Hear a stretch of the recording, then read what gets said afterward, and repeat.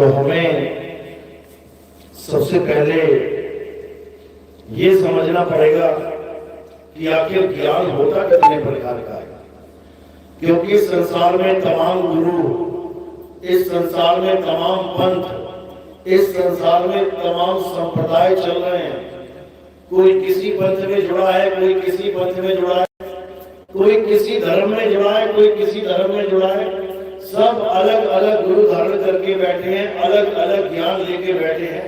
कोई गुरु कह रहा है 5 नाम जपो मुक्ति हो जाएगी, कोई गुरु कह रहा है 7 नाम जपो मुक्ति हो जाएगी, कोई गुरु कह रहा है श्वासों का जपा जाप करो मुक्ति हो जाएगी, कोई कह रहा है आंखों को स्थिर कर लो, आसमान में झालर देखो मुक्ति हो जाएगी, कोई कह रहा है चक्रों का जागरण कर लो मुक्ति हो जाएगी, कोई कह रहा है पूजा पाठ कर लो मुक्ति हो जाएगी, कोई कह रहा है नमाज पढ़ लो मुक्ति हो जाएगी, कोई कह रहा है चर्च में जाके प्रेयर कर लो मुक्ति हो जाएगी, कोई कह रहा है राम राम कर लो मुक्ति हो जाएगी, कोई कह रहा राधे राधे कर लो मुक्ति हो जाएगी, कोई कह रहा अल्लाह अल्लाह कर लो मुक्ति हो जाएगी, कोई कह रहा वाहिगुरु वाहिगुरु मुक्ति हो जाएगी। एक ही परमात्मा, लेकिन उसके लिए इतनी भाग दौड़ की जा रही है। नाना प्रकार के गुरु, नाना प्रकार के पंथ एक परमात्मा को पाने के लिए लगे पड़े हैं, अलग अलग रास्ता बताने में लगे पड़े हैं। लेकिन ये सत्य नहीं है। परमात्मा को पाने के लिए इतने सारे मार्ग तो बना दिए गए हैं, लेकिन एक भी मार्ग वहां पहुंचा नहीं पा रहा है। कारण क्या है? कारण है सत्य को ना जान पाना। हम सत्य और असत्य का निर्णय ही नहीं कर पाए आज तक। जैसा कोई गुरु मिल गया वैसा ही ज्ञान धारण कर लिया। ये सब इसलिए है क्योंकि हम अज्ञानी जीव हैं, हमें ज्ञान का अता पता नहीं है। लेकिन जब हमें संतों की वाणियां मिलती हैं, हमें ग्रंथों का सार मिलता है, तब हम समझ पाते हैं कि आखिर सत्य और असत्य है क्या। तो गीता के अनुसार सत्य क्या है, असत्य क्या है, समझ लो। क्या कह रहे हैं? हे अर्जुन, इस दुनिया में 2 प्रकार के तत्व हैं। कौन कौन से? एक असत्य है और एक सत्य है। बस 2 ही चीजें हैं, एक असत्य है और एक सत्य है। अब असत्य क्या है? इस संसार में जो कुछ भी दिखाई दे रहा है असत्य है। इस संसार में जो भी जन्मता और मर जाता है असत्य है। इस संसार में जो भी पल पल बदल रहा है असत्य है। अब खुद अपनी बुद्धि लगाओ, खुद अपना विवेक जगाओ और समझो कि क्या असत्य हो सकता है। ये शरीर पैदा होता है, मर जाता है, तो क्या है ये? असत्य है कि सत्य है? असत्य है। ये पेड़ पौधे जो पैदा हो रहे हैं, जिनको बीजा डाल के उगाया जा रहा है, ये पैदा हो रहे हैं, हरे भरे हैं, कल को पीले हो जाएंगे, कट जाएंगे, गिर जाएंगे, खत्म हो जाएंगे। सत्य है कि असत्य है? असत्य है। ये नाम मंत्र, ये जितने नाम है देखो बदल रहे हैं। हम कबीर पंथी हैं तो कबीर नाम ही ले लो, कबीर, का से भी हो गया, बी से रा हो गया, बदल गया। असत्य है, समझ लो। ये मंदिर, मस्जिद, गुरुद्वारे, चर्च, ये जितने भी दिख रहे हैं तुम्हें, ये क्या है? असत्य है। क्यों? बनते और बिगड़ जाते हैं।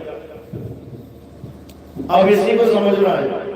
जो बने और बिगड़ जाए असत्य है, जो सदा एक सा ना रहे असत्य है, जो पैदा हो जाए और जिसका नाश हो जाए असत्य है। अब सत्य क्या है? तो सत्य भी बताया है। क्या कहते हैं? हे अर्जुन, इस दुनिया में केवल एक सत्य है और वो क्या है? आत्मा ही सत्य है। हे अर्जुन, इस आत्मा का ना तो कभी जन्म होता है, ना ही कभी मृत्यु होती है। इस आत्मा को ना तो कोई शस्त्र काट सकता है, ना ही अग्नि जला सकती है। इस आत्मा को ना तो कोई भिगो सकता है, ना ही इसे कोई सुगा सकता है। ये आत्मा ही परम सत्य है। किसके लिए? केवल हिंदुओं के लिए? बिल्कुल नहीं, ये आत्मा सबके लिए सत्य है। इस आत्मा के बिना कोई भी ना चल सकता है, ना बोल सकता है, ना खा सकता है, ना पी सकता है। अगर आप यहां बैठे हो तो आत्मा साथ है, इसलिए बैठे हो। जैसे ही आत्मा ने शरीर को छोड़ देना है तो क्या होगा? शरीर ढेरी हो जाएगा, गिर जाएगा शरीर। मानो ये शरीर पकड़ा हुआ है आत्मा ने। अब जैसे ही आत्मा शरीर छोड़ेगी तो क्या होगा? गिर जाएगा। कौन गिरा? शरीर गिरा और आत्मा वही की वही है। इस बात को समझो। शरीर गिर जाएंगे लेकिन आत्मा वही की वही रहेगी, क्योंकि आत्मा अचल है। अचल। अध्याय 2 24वां श्लोक। हे अर्जुन, ये आत्मा अछेद्य है, अशोष्य है, अदाह है। ये आत्मा अचल है। अचल यानी जो कभी चलती नहीं है, यानी इधर से उधर नहीं होती, 1 इंच भी नहीं हिलती, वो हिले नहीं सकती, क्योंकि वो अचल है, अडोल है, वो सदा स्थिर रहने वाली है। लेकिन इस आत्मा का भेद ना होने के कारण ये जितने गुरु बैठे हैं संसार में, ये सब किसकी पूजा करवा देते हैं? चलने वाली चीज की। ये शरीर चल रहा है, दिल्ली से बम्बई, बम्बई से कलकत्ता, कलकत्ता से मद्रास, इंडिया से पाकिस्तान, पाकिस्तान से अमेरिका, चल रहा है। चलने वाले की पूजा करोगे कभी भी अचल नहीं हो पाओगे। किस किस की पूजा हो रही है? चलने वालों की।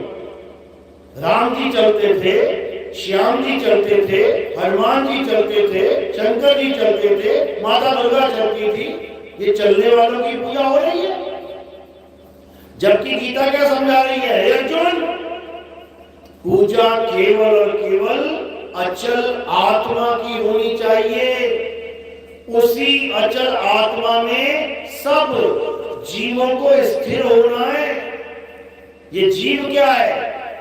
ये जीव भी चलायमान है, चलता है। ये किसके साथ? इस काया के साथ चलता है।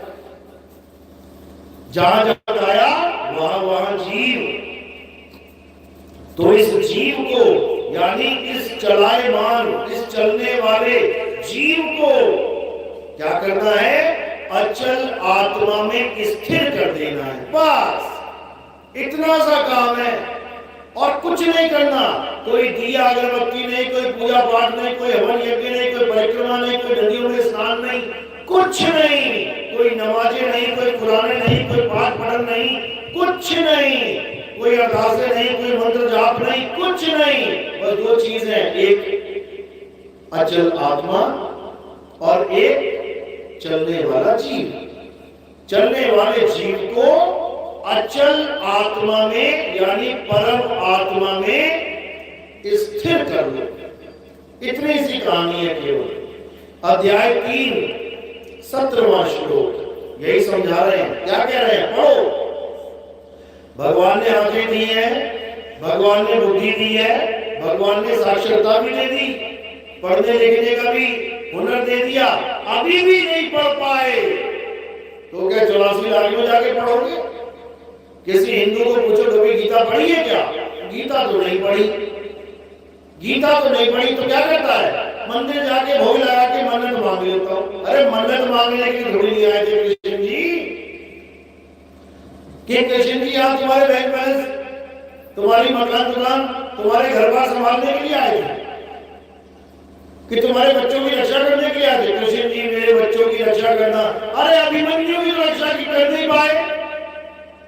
जो उनका परम भगत था अर्जुन, अर्जुन के लड़के की रक्षा नहीं कर पाए जो उसी युद्ध में खड़े थे, तो तुम्हारे बच्चों की रक्षा कैसे करेंगे? अभी तो वो है भी नहीं यहाँ पे। है कृष्ण जी यहाँ पर बच्चे ठीक करने के लिए नहीं आए। कृष्ण जी यहाँ पे तुम्हारे मकान दुकान ठीक करने के लिए नहीं आए, कृष्ण जी तुम्हारे बच्चों की रक्षा करने के लिए नहीं आए, वो क्या करने के लिए आए थे? तुम्हें आत्मा का ज्ञान समझाने के लिए आए थे। पूरे युद्ध को रोक के बीच कुरुक्षेत्र की भूमि में खड़े होके क्या समझा रहे हैं? हे अर्जुन, जो अपनी आत्मा में रमण करते हैं, जो अपनी आत्मा में तृप्त हैं, जो अपनी आत्मा में संतुष्ट हैं, उनके लिए कोई धार्मिक कर्म कर्तव्य लागू ही नहीं होता। पढ़ो जरा आंखें खोल के, ये जितने वृंदावन में बैठे हैं तुम्हें राधे राधे जपवा रहे हैं, ये जितने अयोध्या में बैठे हैं तुम्हें राम राम जपवा रहे हैं, ये जितने काशी में बैठे हैं तुम्हें ओम नमः शिवाय जपवा रहे हैं, ये सब तुम्हारे जीव के साथ खिलवाड़ कर रहे हैं, ये तुम्हारे जीवन के साथ खिलवाड़ कर रहे हैं। किसी भगवान ने नहीं बोला कि मेरा नाम जपो, दिखा दो कहीं बोला हो। पूरी गीता में कहीं लिखा हो कि हे अर्जुन तू हरे कृष्णा जप ले। ये गुरुवाई छोड़ दूंगा मैं, गुरुवाई छोड़ दूंगा अगर ये लिखा हो। दिखा दो।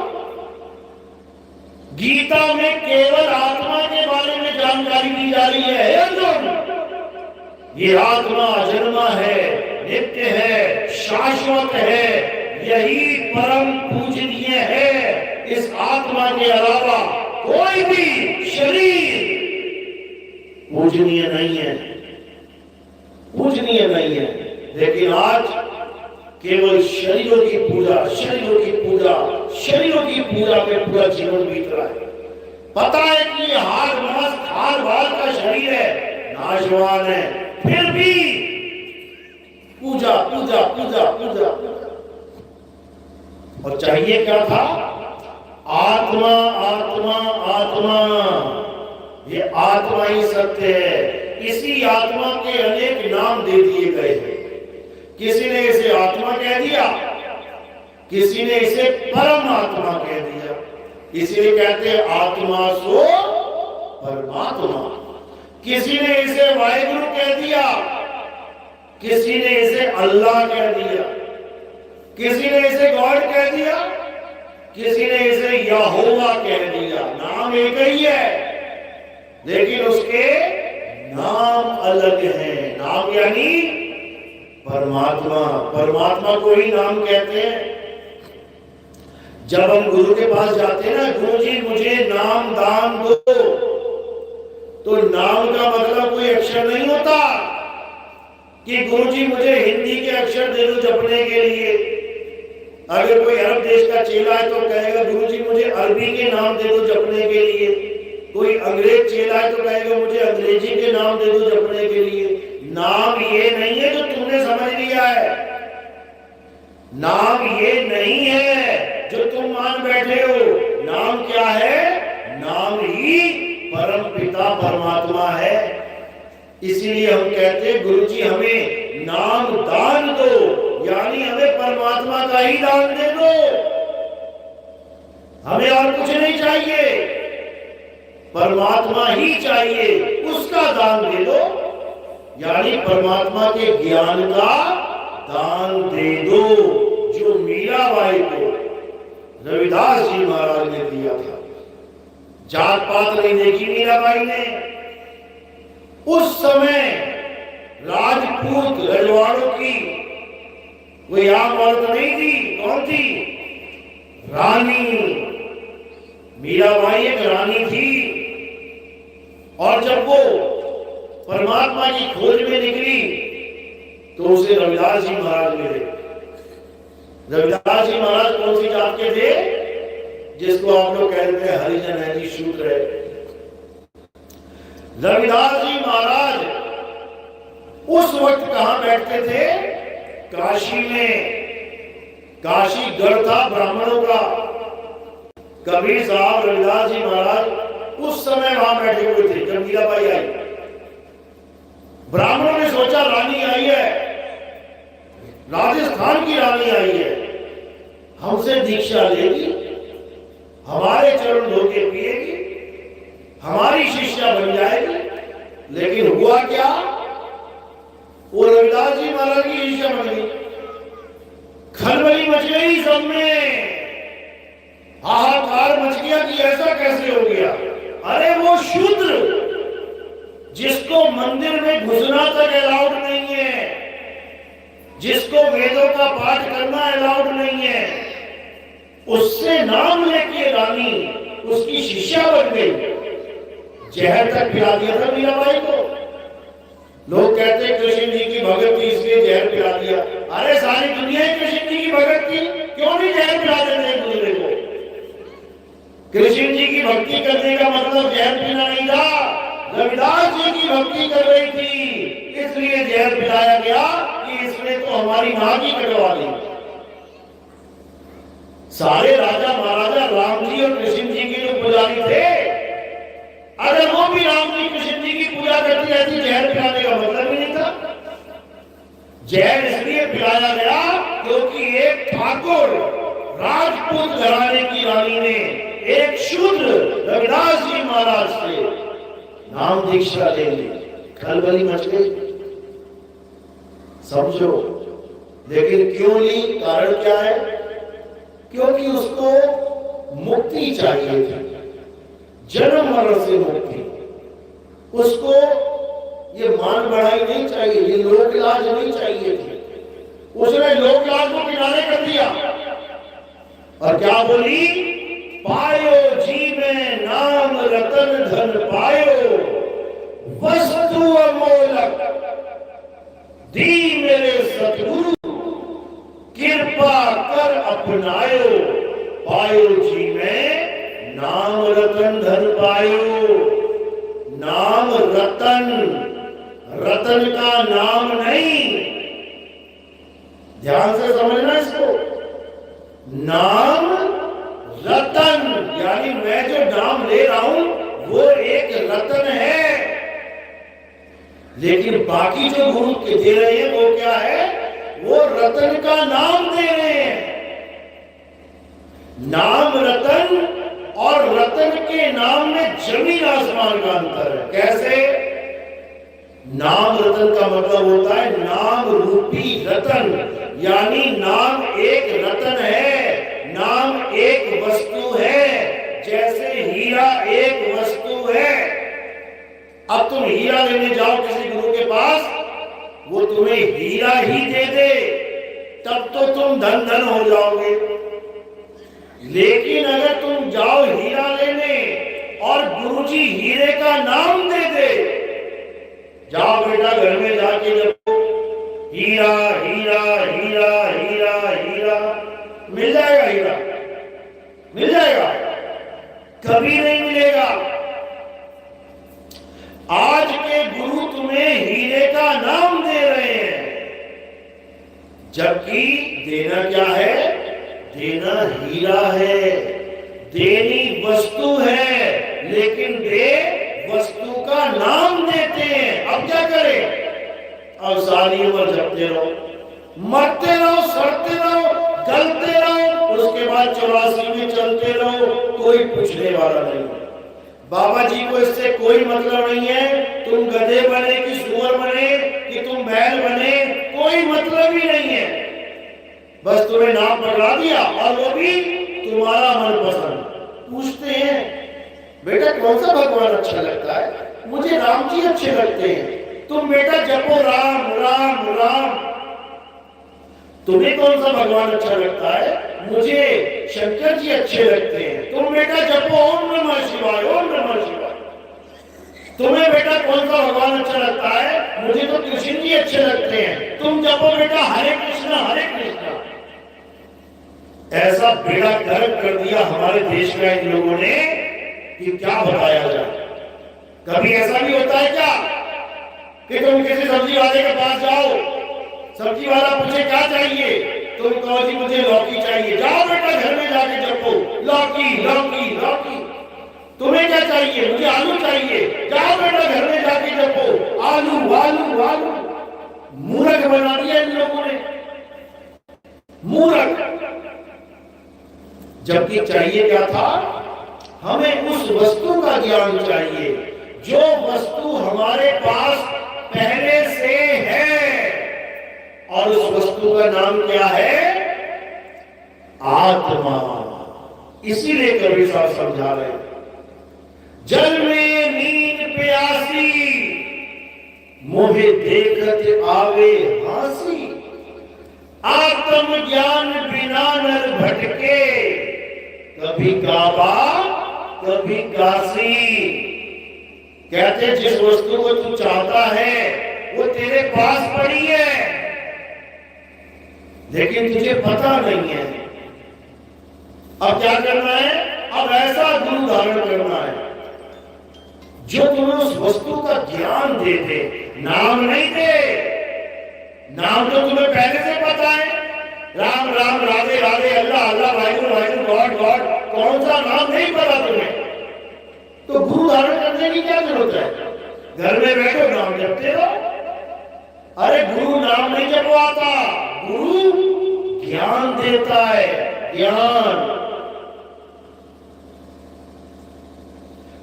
तो ज्ञान देने वाला गुरु सतगुरु कहलाता है, और नाम जपवाने वाला गुरु गुरुआ कहलाता है, गुरुआ, झूठा गुरु।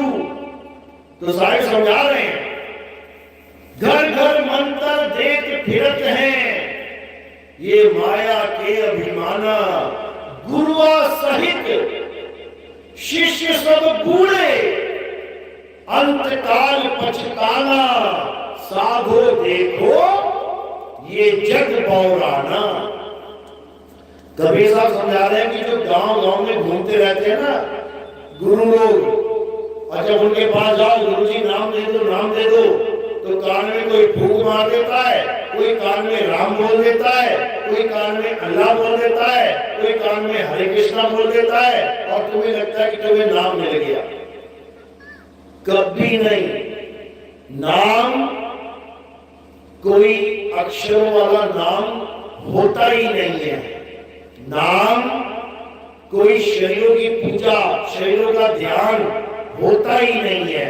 नाम कोई ज्योत प्रकाश त्रिपुटी में ज्योत चल जाती है, उसी को नाम बता दिया लोगों ने, वही नाम है, वो भी नहीं है। कबीर सागर में पेज नंबर 3 पे क्या लिखा है? तुमसे कहूं मैं नाम विचारी, ना वो ज्योत ना पुरुष ना नारी। यानी जो नाम है जिसको परमात्मा कहते हैं, ना तो वो ज्योत है, लोग ज्योत को परमात्मा मान के बैठे हैं, और बड़े बड़े पंथ चल रहे हैं किस नाम से? दिव्य ज्योति, दिव्य प्रकाश, फलाना ढिकाना। अरे बर्बाद कर दिया, बर्बाद कर दिया दिव्य ज्योति वालों ने। परमात्मा ज्योति नहीं है, समझ लो। ज्योति कौन है? मन तू ज्योत स्वरूप है, अपना मूल पहचान। ज्योति कौन है? ये मन ही ज्योति है। और ये मन कहां बैठा है? कहते ना मेरा मन ये कर रहा है, मेरा मन वो कर रहा है, आज खाने का मन नहीं है, आज पीने का मन नहीं है, आज नहाने का मन नहीं है। ये मन कहां है? ये मन बैठा कहां है? ये विराजमान है तो है कहां? इसी की आज्ञा मानते हो तुम 24 घंटे। आज मैं लाल सूट पहनूंगी, क्यों? मन कर रहा है। आज मैं ये फिल्म देखने जा रहा हूं, क्यों? मन कर रहा है। आज ठंडी है मैं नहीं नहाऊंगा, क्यों? मन कर रहा है ना नहाने का। समझो, अब ये मन के सारे आदेश, सारी आज्ञा जो तुम मान रहे हो, ये मन बैठा कहां है? कबीर साहब समझा रहे हैं, ये मन आज्ञा चक्र पे बैठा है, क्योंकि इसका काम आज्ञा देना है। ये मन आज्ञा देता है और तुम इसकी आज्ञा मानते रहते हो। तो आज्ञा चक्र कहां पे है? कहां पे है? वृंदावन में है। कहां है आज्ञा चक्र? उंगली रखो, नहीं पता? हाँ, ये है आज्ञा चक्र। जहां पर पंडित जी टीका लगाते हैं ना, ये परमात्मा पे टीका नहीं है, ये आज्ञा चक्र वाला टीका है, वो तुम्हें संकेत देते हैं कि एक ज्योत यहाँ पर जल रही है, इस ज्योत का ध्यान रखो, यही परमात्मा है। आदमियों को टीका लगा देते हैं, औरतों को क्या लगाते हैं? बिंदी। ये बिंदी इसलिए नहीं लगाई कि साड़ियों के साथ मैच कराती हो, कौन सी लगानी है। ये बिंदी इसलिए लगाई है ताकि सारे काम करती भी रहो और ध्यान कहाँ रहे? आज्ञा चक्र पे, इसलिए लगाई गई है बिंदी। समझो, तो ये क्या है? आज्ञा चक्र। यहां कौन बैठा है? यहां तुम्हारा मन बैठा है। कर नैनो दीदार महल में प्यारा है। ये वाणी कभी पढ़ना, नेट पे सर्च करोगे मिल जाएगी, देखना क्या लिखा है। कहते हैं निज मन करत जहां ठकुराई, सो नैनन पिछवाड़ा है। इन आंखों के पीछे एक स्थान है जिसे त्रिकुटी कहते हैं, इंगला, पिंगला, सुषुम्ना भी कहते हैं उसे शिव नेत्र भी कहते हैं। शंकर जी की आंख खुली ना, तीसरी कहां पे खुली थी? गले में। कहां पे? बस यहीं पे। यही है आज्ञा चक्र। यानी शंकर जी भी इसकी आज्ञा मानते हैं। ब्रह्मा विष्णु महेश तीनों यहाँ ध्यान लगा के बैठते हैं। कई लोग सवाल करते हैं शंकर जी किसका ध्यान करते हैं? समझ नहीं आता। वो तो खुद ही देवों के देव महादेव है, वो किसकी भक्ति करते हैं? अरे वो इसकी भक्ति करते हैं। इसका नाम क्या है? अलख निरंजन। ब्रह्मा विष्णु महेश, गोरखनाथ, भैरवनाथ, नौनाथ, 84 सिद्ध, ये सब अलख निरंजन के पुजारी हैं। गांव-गांव में आते थे ना पहले बाबा लोग, क्या बोलते थे? अलख निरंजन। बस वही है इस दुनिया का सबसे बड़ा विलेन। लेकिन लोग उसे भगवान मान बैठे हैं कि वो भगवान है। सबसे बड़ा विलेन वही है। अभी तबाही मचेगी ना, भूकंप आएंगे, कौन लाएगा? कौन लाएगा? किसकी दुनिया है ये भगवान की दुनिया है। भगवान की दुनिया तो भूकंप भी भगवान ला रहा है। फिर काहे हाय हाय कर रहे हो, मर जाओ। फिर आग भी वही लगा रहा है, जल जाओ। फिर सुनामी भी वही लेके आ रहा है, डूब जाओ। फिर तूफान भी वही लेके आ रहा है, उड़ाओ। फिर काहे हाय हाय कर रहे हो, मर गए, तबाह हो गए। अरे वो तो गवा रहा है तुमसे और तुम गा भी रहे हो। मारने वाला है भगवान। बताओ, मारने वाले भगवान है तो बचाएगा कौन? जबकि असल क्या है? बचाने वाला मारने वाले से बड़ा होता है। लेकिन तुमने तो एक ही को बना दिया, मारने वाला भी वही है और बचाने वाला भी वही है। ये तो बिल्कुल कसाई वाला काम हो गया। बकरे से पूछो कौन खाना खिलाता है तुझे? ये खिलाते हैं मेरे प्रभु। और माता कौन है? यही मार भी देते हैं मेरे प्रभु। अबे मूर्ख, ये कसाई है, प्रभु नहीं है। प्रभु तो दया के सागर हैं, सागर। वो न मारते किसी को भी। दया का सागर भी निर्दयी हो सकता है क्या? नहीं हो सकता। वो दया के सागर है। कहते हैं ना, तू प्यार का सागर है। तो प्यार का सागर है तो उसमें से ये नाखून कहां से आ रहे? पेट फाड़ने के लिए। ये चक्कर कहां से आ रहा है? गला काटने के लिए। ये तीर कहां से आ गए? छेदने के लिए। ये सब खेल काल भगवान का है, परमात्मा का नहीं है। परमात्मा तो बंदी छोड़ है, इस जेल से तुम्हें छुड़ाने के लिए आते हैं। तुम फंस चुके हो काल के जाल में। याद रखो, पैदा होने से लेके मृत्यु तक तुम्हारा एक एक पल का हिसाब है। क्या खाओगे, क्या पियोगे, कहां रहोगे। जैसे जब कसाई बकरा लेके आता है ना, तो पूरा इंतजाम कर देता उसका।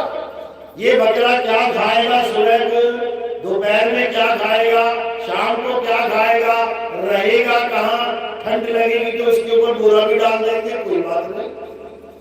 अगर बीमार हो जाए तो डॉक्टर भी बुला देंगे, इंजेक्शन भी लगवा देंगे, कोई बात नहीं। देखा ना मुर्गी पालन वाले, नाम पालन पालन रखा है, असल में ये मुर्गी मारन वाला घेर है। मछली पालन, ये मछली मारन है। तो बीमार होते हैं तो डॉक्टर भी आता है, इंजेक्शन लगाता है, दवाइयां देता है।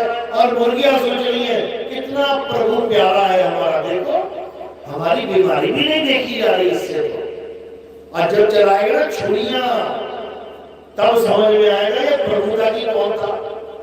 इसीलिए कबीर साहब बार बार समझा रहे हैं कि भाई ये काल है, काल है, काल है। अध्याय 11 32वां श्लोक खुद पढ़ लेना, खुद पढ़ लेना अपनी आंखों से। गीता में अध्याय 11 32वां श्लोक पढ़ लेना। जब बड़े बड़े जबड़े खुल जाते हैं विराट रूप में, बड़े बड़े जबड़े खुल जाते हैं और अर्जुन थर थर कांपने लग जाता है। क्या कहता है, अरे प्रभु आप कौन हो, ये विराट रूप वाले आप कौन हो। आपके बड़े बड़े मुंह खुलते ही सारी दुनिया के लोग आपके मुंह में समा रहे हैं। आप उनके सिरों का चूरा बना रहे हो, यानी सिरों का चूरा बना रहा है वो। और खून से लथपथ लोग आपके जबड़ों में फंसे पड़े हैं, आप उनको जीभ से चाट रहे हो। ये प्रभु के काम है। ये कौन सा परमात्मा है भाई। तुम्हारे सामने कोई आदमी किसी दूसरे आदमी को खा रहा हो और जो खून निकल रहा हो उसको जीभ से चाट रहा हो, तो तुम उसको प्रभु कहोगे? प्रभु है वो। लेकिन सबने प्रभु स्वीकार कर दिया उसको। ये गीता पढ़ने वाले जितने भी हैं, सबने उसको आंख बंद करके प्रभु ही मान लिया। जबकि वो कहते रहे, हे अर्जुन, इन तीनों लोगों का नाश करने वाला काल मैं हूं। अब बताओ, बाणियां दिख रहे हैं, अकाल मृत्यु वो मरे जो काम करे चंडाल का, काल उसका क्या बिगाड़े जो भगत है महाकाल का। ये है काल, ये है काल। बिगाड़ो जरा इसका, क्या बिगाड़ते हो? ये किसी को ना बख्शता। अरे भोले शंकर की बीवी को ना बख्शा, 6 महीना लेके घूमता रहा वो, ना घूमा तो बताओ, जिंदा नहीं कर पाया। सारे मंत्र मार दिए, महामृत्युंजय मंत्र फेल हो गया, जिंदा नहीं कर पाया। क्यों? जब काल चाहता है तभी कोई जिंदा होता है, नहीं तो बड़े से बड़ा भगवान भी जिंदा नहीं कर सकता। याद रखना इस बात को। तो काल वो नहीं है जो तुमने मान लिया है, काल उसका क्या बिगाड़े भगत है महाकाल का। महाकाल के भगत जाते कांवड़ लेके, हजारों लाशें मिसी होती है उनकी, जाके देखो जरा एक बार। बोल बम लिखा पड़ा था, सड़क पे पड़े होते हैं। अब कैसे काल दाव लगा दिया भगत है महाकाल का। अरे केदारनाथ जो स्वयं एक गढ़ है महाकाल का, वहां पर कालबाजी मार गया। आई कि नहीं आई वहां पे बाढ़? कितने लोग मरे? किसको मानने वाले मरे? अल्लाह को मानने वाले थे क्या? या ईसा मसीह के पुजारी थे? या वाहिगुरु करने वाले थे? कौन मरे? महाकाल के भगत ही मारे गए, एक भी ना बचा। तो किस आस में बैठे हो कि तुम बच जाओगे? एक भी आदमी नहीं बचने वाला। कौन बचेगा? जो सत्य को जान लेगा। हे अर्जुन, जो अपने जीवन काल में सत्य को जान लेते हैं, सत्य यानी आत्मा को जान लेते हैं, ये काल उसका कुछ बिगाड़ नहीं सकता। इसलिए साहिब बोल रहे हैं, अमर करूं सतलोक पठाऊं, ताके बंदी छोड़ कहां। कबीर साहब यहाँ कोई नाम जपवाने नहीं आते, कि राम राम जप ले, श्याम श्याम जप ले। वो कबीर चौरा जो कबीर साहब का गढ़ है, जहां पे उन्होंने पूरा जीवन बिताया, आज उसकी दीवारों पे राम राम राम लिखा हुआ है। उनसे पूछो जाके कि ये राम क्या है, तो कहते कबीर साहब राम राम जपते थे। अरे मूर्खों, कबीर साहब राम राम जपते नहीं थे, कबीर साहब राम राम छुड़वाते थे। भला हुआ मेरी माला टूटी, मैं राम भजन से छूटी, मेरे सिर से टली भला। भजन है कबीर साहब का, कहते बला छूट गई मेरे सिर से। ये राम राम राम जपना बला है। क्यों बला है? क्यों बोला बला? जैसे हिंदुओं के लिए राम राम बला है, मुसलमानों के लिए अल्लाह अल्लाह जपना बला है। सिखों के लिए वाहिगुरु वाहिगुरु जपना बला है, और ईसाइयों के लिए हालेलुया हालेलुया जपना बला है। कारण क्या है? क्योंकि सारे जपने में लग गए, सारे जपने में लग गए। और करना क्या था? हिंदू को राम को ढूंढना था, मुसलमान भाई को अल्लाह को ढूंढना था, सिख भाई को वाहिगुरु ढूंढना था, और ईसाई को गॉड ढूंढना था। ये ढूंढ नहीं पाए, जपने में लग गए, इसीलिए इसको बला कहा साहिब है। तो क्या कह रहे कबीर साहब कि राम राम जपना नहीं है, राम को ढूंढो। वो राम कहां है? गा तो रहे हम लोग, लेकिन समझ नहीं रहे। क्या गाते हैं? तुझ में राम, मुझ में राम, सब में राम समाया, सबसे कर लो प्रेम, जगत में कोई नहीं पराया। गा तो लिया, लेकिन समझा भी क्या समझ नहीं पाए इसको? तुझ में राम का मतलब ये नहीं कि तू राम राम जप, मुझ में राम का मतलब ये नहीं कि मैं राम राम जपूंगा। तुझ में राम का मतलब है वो आत्म राम तुझ में भी है, वो आत्म राम मुझ में भी है, वो आत्म राम हम सब में है। इस आत्म राम से जुड़ जाना है। तो हिंदू अपनी आत्मा से जुड़ जाए, मुसलमान भाई अपनी आत्मा से जुड़ जाए, सिख भाई अपनी आत्मा से जुड़ जाए, और ईसाई भाई अपनी आत्मा से जुड़ जाए, चारों का कल्याण हो जाएगा।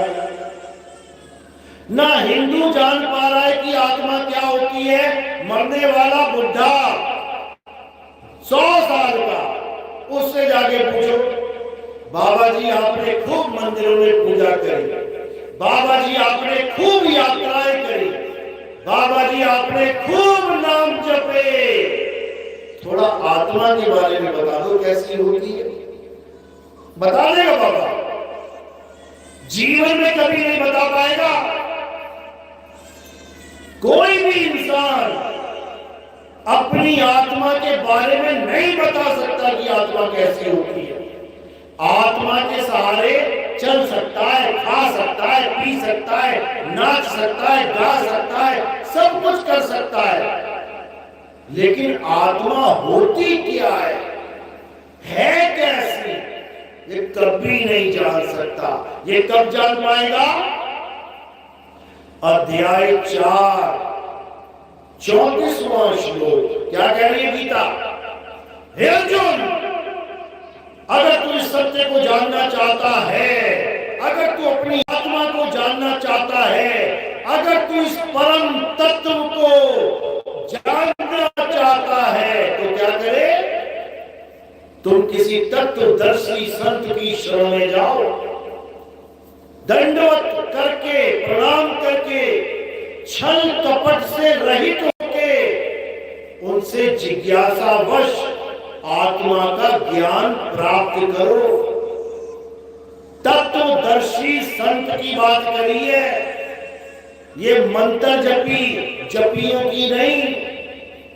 ये एक टांग खा के खड़े हुए हैं 50 साल, उन तपियों की नहीं। ये चक्कर लगा रहे दुनिया का घर बार छोड़ के, उन सन्यासियों की नहीं। किसकी बात की है? तत्वदर्शी संत। तो ये क्या होता है? तत्वदर्शी का मतलब होता है जो तत्व का दर्शन करवा दे, उसे तत्वदर्शी कहते हैं। जैसे जो दूर की चीज को पास करके दिखा दे, उसे दूरदर्शी कहते हैं। क्या होता है दूरदर्शी? दूरबीन दूर के ग्रहों को बिल्कुल पास से दिखा देगा, दूर पड़ी वस्तु को बिल्कुल पास से दिखा देगा। तो उसका क्या नाम रख दिया? दूरदर्शी। एक होता है सूक्ष्मदर्शी। जो साइंस के स्टूडेंट है, बच्चे साइंस हैं, वो जो चीजें खुली आंखों से नहीं दिखाई दे, यानी इतने सूक्ष्म जीवाणु, विषाणु, कीटाणु जो तुम्हें सूक्ष्मदर्शी में इतने बड़े बड़े दिखाई देंगे, तो उसका क्या नाम रख दिया? सूक्ष्मदर्शी। माइक्रोस्कोप कहते हैं अंग्रेजी में। दूरदर्शी पता लग गया, नाम में ही अर्थ छुपा है, दूर की चीज का दर्शन कराने वाला। सूक्ष्मदर्शी पता लग गया, नाम में ही अर्थ छुपा है, सूक्ष्म से सूक्ष्म जीवाणुओं को, विषाणुओं को बड़ा करके दिखाने वाला। इसी प्रकार तत्वदर्शी। तत्वदर्शी का मतलब ये नहीं ओम कलियम हरियम भरियम जप रहे हो तुम लोग, राम राम अल्लाह अल्लाह वाहिगुरु वाहिगुरु जप रहे हो तुम लोग। तत्वदर्शी का मतलब होता है तत्व का दर्शन कराने वाला। कितने प्रकार के तत्व हैं? 2 प्रकार के तत्व हैं, एक असत्य और एक सत्य। तो तत्वदर्शी का काम क्या होता है?